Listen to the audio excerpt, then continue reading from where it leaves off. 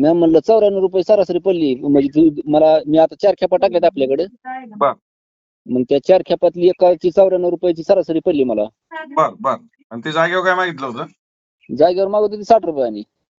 मग मला हे सांगा, 94 रुपयाची सरासरी पडली, जो 60 रुपयानी मागत होती, 34 रुपये वाढलं आणि परत आपलं रिजेक्शन करून ते घेऊन जाणार. हा, रिजेक्शन करून घेऊन जाणार. हा, मग आता आपण काय करतो, फक्त आपला जागेवर बाबा पटकन खाली होतोय, पैसे आपल्याला लगेच मिळतायत, ह्या हव्यासापोटी आपण मार्केटकडे जात नाही आणि योग्य मार्केटला नाही गेल्यामुळे मार्केटमध्ये टोका खाल्ला की आपण परत म्हणतो नाही जागेवरच बरं. हा, तेच की. मग त्यासाठी कुणावरती विश्वास ठेवण्यापेक्षा मी नेहमी सांगतो, माझ्यावर पण विश्वास नका ठेवू. तुम्ही माल द्यायच्या अगोदर 1-2 दिवस मार्केटला मोकळं तुमच्या आजूबाजूला जा. आमच्याकडे पुण्याला या, कोण नाशिकच्या जवळ असेल, कोण इंदापूरच्या जवळ मी असेल, आता ह्यासाठी. मला माझा बाकीच्या विश्वासच राहिला नाही. मी सगळं आता 2-3 वर्ष झालं तुमच्याकडे माल टाकतोय. अच्छा अच्छा अच्छा. गाव आपला तालुका कुठला? माडा ती शरद मोरे बोलतोय. अच्छा अच्छा, शरदराव आहेत का? बर बर बर बर मग आता त्या दिवशी काय झालं, मी त्या दिवशी दुसरी खाली केली आणि मला व्यापाऱ्याचा फोन आला. बर बर. म्हणलं कशी गेली सरासरी? मी म्हणलं 94 रुपये. ती म्हणला शक्यच नाही म्हणला इतकं पडणं मार्केट हे उचलणं. बर. बाहेर तर म्हणला आम्ही 60 रुपये 50 रुपये चालू आहे म्हणला, इतकं कसं काय? हा. त्यांना म्हणलं फक्त एक फोन चालू ठेवा म्हणलं, तुम्ही फोन कट करू नका म्हणलं. हा.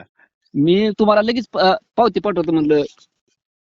हा, ती हा. पावती पाठवली की त्याने फोनच कट केला, फोनच उचलला नाही पुन्हा. तिने सरासरी बघितली की.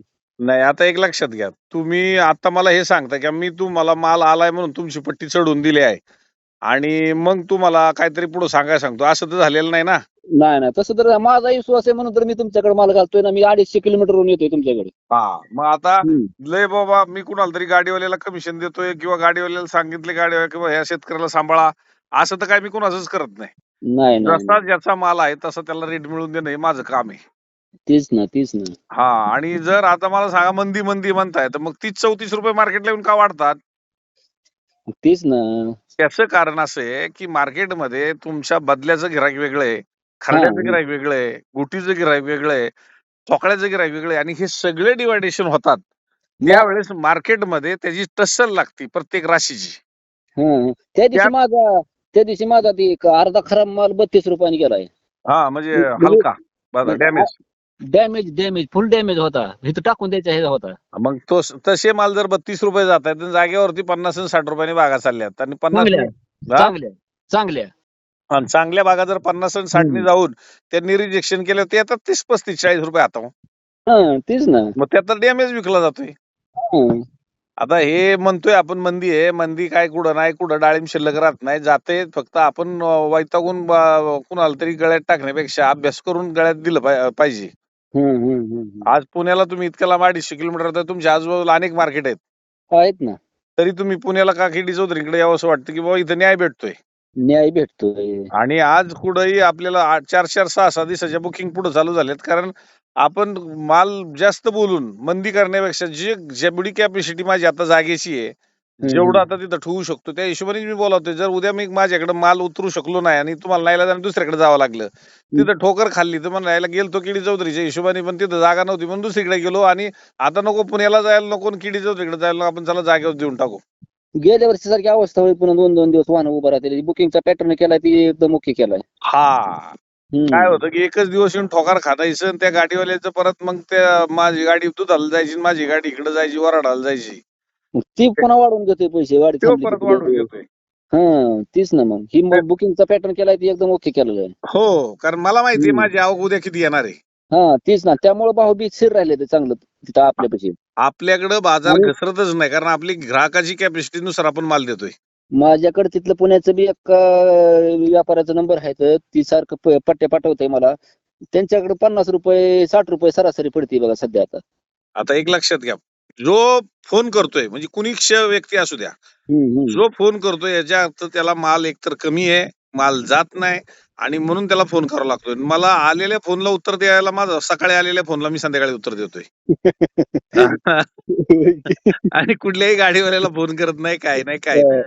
जे बोलायचे ते सोशल मीडियावरच बोलतोय, युट्यूबला बोलतोय, इन्स्टाला बोलतोय. सोशल मीडियामुळे लय फायदा होतोय. हा, म्हणजे मी एवढ्या लोकांशी तर नसतो बोलू शकलो ना. आज एक आता आपण बोलता बोलता 5 मिनिटं होतात. आता प्रत्येकाला 5 मिनिटं द्यायची जर म्हटलं तर 12 लोकातच माझा 1 तास जाणार आहे. तीच ना, ते सोशल मीडियामुळे तुम्ही ते जे चालू केले ते एकदम ओके केले बघा. आज 30-40 हजार लोकांच्या पर्यंत माझा आवाज जातोय. हा हा हा. म्हणजे इंस्टावरती, युट्यूबवरती कमीत कमी 20,000-25,000 लोक तरी माझा एक शब्द लगेच ऐकतायत. हा तेच ना. हा, म्हणजे माझा म्हणण्याचा उद्देश एकच आहे, की पूर्ण महाराष्ट्राचा आपण माल विकू शकणार नाही, पण आपण दिशा तर देऊ शकतो. दिशा तर देताय तुम्ही फक्त. हो, आज नाशिकला आपली एवढी मोठी प्रशस्त जागा असून ती सुद्धा कमी पडायला लागली. ती सुद्धा कमी पडायला लागली, ती पण बघतोय मी. रोज अपडेट घेतोय आता, माल आल्यामुळे ती रोज अपडेट घ्यावं लागतीच. हा, आणि आता पुण्यामध्ये ठीक आहे, आता काही कारणाने जागा कमी जास्त झाल्या, पण सगळ्यात जास्त जागा आपल्याला असून ती पुराणा. हा तीच ना. पण आता शेवट सगळ्यांना न्याय देणं काम आहे बाजार समितीचा, आपला काही एकट्याचा विषय नाहीये. पण हम्म. असो, 4 लोक स्पर्धा करतायत, त्यात माझ्या शेतकऱ्याचा फायदा होतोय. हो हो हो, होते हा, होते. स्पर्धा झाली पाहिजे, कॉम्पिटिशन झाली पाहिजे. हा हा. तुमच्या गावात 4 बागा आहेत, तुम्ही कॉम्पिटिशन करून जर नाही पिकवल्या, तर तुम्ही म्हणणार माझीच बाग चांगली. पण जेव्हा दुसऱ्याची बाग पाहतो, तर माझी जरा फिकी दिसते किंवा माझी उजवी दिसते, हे तुम्हाला दिसणार आहे. हा दिसणार आहे, दिसणार आहे. नाही, असो, बऱ्यापैकी आता तुम्ही जे सांगितलं ना, की जागेवरती आता हे 2-4 दिवसात तुम्हाला आता फरक दिसायला चालू होतील अजून. हा हा. हा, रेट वाढणार, रेट पडणार नाहीत. पाऊस आला की घाबरून आपल्याला रेट ढासळतात. हा हा हा. चालते चालते. काळजी करू नका. इथून पुढे आपला सोशल मीडिया, मी जे बोलतो ते ऐका. मी सगळ्यांशीच बोलल, गॅरंटी नाही. हा, पण हो मी जे बोलताना सर्वांना, महाराष्ट्राला कुठंतरी ते कळेल, लागू होईल अशा हिशोबाचंच वातावरणातनं बाजारच्या घडामोडी सांगत जाईल. ओके ओके, धन्यवाद. चालेल, चालेल. ओके, धन्यवाद.